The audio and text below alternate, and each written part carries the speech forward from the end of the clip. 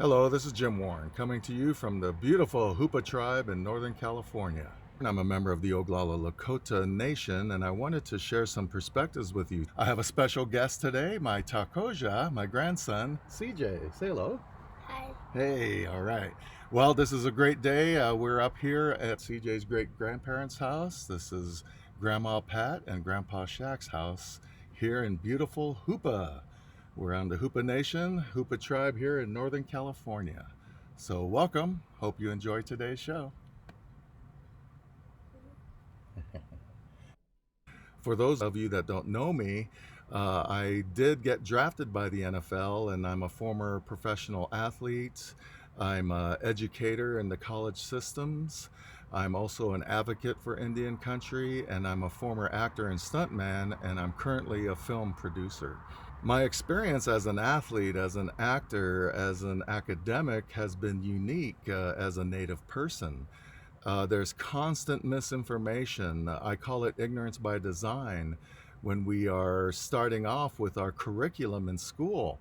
I always ask my students or folks that are participants in my presentations to think of three things they learned about Native people in school. Think of what you learned regarding who we are as Native people. The primary exercise in school is we start in kindergarten, our first grade, by cutting out feathers and pilgrim hats and addressing Thanksgiving as the primary Indian history and American curriculum. Now, fortunately, many instructors individually have been getting better at teaching some of the truth regarding our history, but they've had to go beyond the minimum standards as far as curriculum and teaching Indian history. So I thank those instructors that have gone beyond the minimum standard to tell more of the truth regarding our history. Because again, as an academic teaching in various universities, it's been very frustrating the information that our students come in with regarding Indian history. I had the great honor of being interviewed by Indian Country Today newscast, and we were discussing a lot of issues, primarily the R word, the Washington professional football team. And unfortunately, we've been dealing with the term Redskins for many, many decades now. And unfortunately, we've had to endure that until now. This is a good day. It happened on July 13th when the announcement came out, which is a special day for me, which is my father's birthday, Jim Sr. He's no longer with us today, but I'm sure he's very happy that this has happened for us in terms of changing social history and social perspectives, and particularly perspectives of who we are as Native people. It's always been a frustration for me as a Native person, as a former athlete, as a actor and stuntman, and now a film producer. But over the years, I've had to deal with stereotypes, not only on the football field and not only in academic settings, but in the world of film and media. And again, it's all perpetuated and it all builds up together when you think of when we go to Washington, D.C. to advocate for Indian education or Indian health care or water rights, as you see behind us, the beautiful Trinity River. Many things in Indian country are very important as sovereign tribal nations. I wanted to share my perspectives as an Oglala Lakota regarding who I am as a person, as well as some of my perspectives of Indian country, and as well as our role in today's contemporary America. We've been advocating to remove that name because of what it means to us as Native people. Many people are not aware that redskin is actually in term of a pelt, our scalps that were bought for bounties with various state governments in terms of providing a bounty. When people would scalp Native people, they would get paid for those bounties. So when you think of redskin and a terminology, it's obviously not a positive reference or respectful reference by any means, being hunted for our pelts. And that's something that I want to share with my friends out there in America, that this is a good thing that's happening. Many universities and other organizations have given up their nicknames. Little Red at University of Oklahoma, as well as Stanford Indians. Many people may not even realize that they had those mascots many years ago. And obviously, those universities are thriving today and have not lost any accreditation or any respect or position in society as a result of not utilizing an Indian mascot. These universities, University of Oklahoma and Stanford, are still fine academic institutions and do not have to use the old Indian mascots that they did in the old days.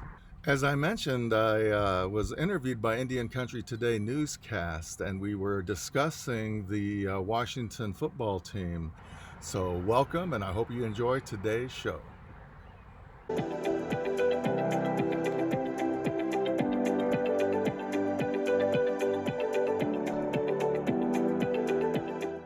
Jim Warne, Oglala, Lakota, is a member of the American Indian Athletic Hall of Fame. He was inducted in 2004. He has a perspective that includes Arizona State University, the National Football League, a documentarian, a filmmaker, and a storyteller. Welcome, Jim Warne. Thank you so much for having me. Jim, a few years ago, you testified to the U.S. Senate about stolen identities and the consequences of the mascot issue. How far have we come since then? Yeah, that was a good day, and it was an honor to be with Suzanne Harjo, who you mentioned earlier and interviewed earlier, so I'm glad that you had her on the show. And that was a good day to share experiences, and they wanted athletes and actors and academics and advocates, and I happen to fit all four of those elements as a former player, as a former actor and filmmaker and all that. So I was able to share those perspectives. And I know that some of the senators appreciated some of my Indian humor, if you will, in terms of trying to bring the point across utilizing some of our Indian humor. Jim Warne, a few years ago, you talked to the U.S. Senate about stolen identities and the consequences of the mascot issue. How far have we come since then? Well, again, that was a great day to be able to be there with other advocates and other tribal leaders that wanted to make a difference with this issue. So it was nice to have an audience of senators and folks there where we could get things in the record in terms of what our perspectives were. And we were able to share some of those perspectives and ideas with the senators. And now that we're here today, we're experiencing some of those changes. The unfortunate reality is this has not happened as a result of Indian voice. Obviously, we set the foundation, but it takes our non-Indian brothers and sisters to join us, to walk side by side with us so that we can collectively make a difference. So that's obviously, Schneider was influenced by money and not necessarily Native people. And so again, that's a reality that we've had. Many changes in cultural history have become a result of money or sponsorship. And that's okay, you know, even if he doesn't get it, at least now he's pressured to make that change for good. And I know that University of Oklahoma, the mascots they had, and Stanford had their mascots, and somehow they're still legitimate universities. They survived by changing their mascots. And I don't see any other cultures protesting that they're not mascots. So I think that's another indicator that this is a step in the right direction.